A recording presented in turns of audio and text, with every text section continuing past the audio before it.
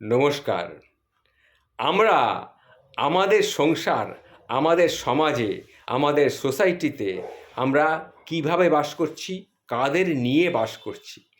বাবা মা, ভাই বোন, ছেলে মেয়ে, আত্মীয় স্বজন, এদের নিয়েই তো আমরা বাস করছি। তাদের সাথে, এমনকি আপনার সাথেও আমার সম্পর্কটা ঠিক কীরকম? আসুন সেটা একটুখানি বোঝানোর চেষ্টা করি। যতদিন আমাদের এই দেহ আছে ততদিন দৈহিক সম্পর্ক সম্বন্ধে বাবা মা, স্ত্রী পুত্র, আত্মীয় স্বজন, এদের সঙ্গে আমাদের সম্পর্ক আছে। কিন্তু যখন এই দেহটা নষ্ট হয়ে যাবে তখন জগতের সমস্ত রকমের সম্বন্ধ বিনষ্ট হয়ে যাবে। আবার নতুন কোনো অপরিচিত দেহ গ্রহণ করে নতুন কোনো সম্পর্ক এসে জুটবে। আমাদের প্রকৃত পরিচয় হলো আমরা ওই ওপরওয়ালা, ওই পরমেশ্বরের ভগবান শ্রীকৃষ্ণের নিত্য দাসানুদাস।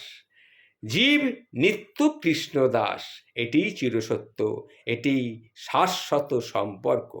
বাদবাকি সবই জাগতিক সম্পর্ক এবং স্বপ্নবৎ মাত্র। এই আছে, এই নেই। দেহে আত্মীয়তা হয় না, আত্মা আছে বলেই আত্মীয়তা।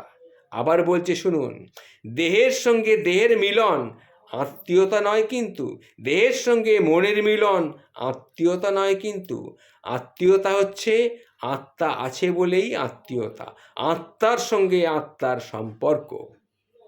তাই দেহের পরম গুরু লিখেছেন, কি লিখেছেন?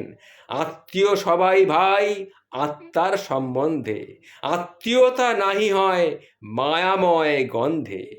সকলের আত্মা যিনি, তিনি স্বয়ং ভগবান, তাহার সম্বন্ধে বিশ্বে সবাই সমান।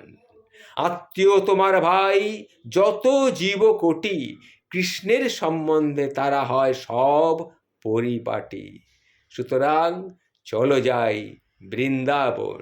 সুতরাং প্রত্যেক মানুষের কর্তব্য হলো নিত্য সম্বন্ধে ভগবান ভজনায় জীবনযাপন করা, যাতে নিত্য জীবনে উন্নত হওয়া যায়। জয় শ্রী রাধে, জয় শ্রী রাধে, জয় শ্রী রাধে।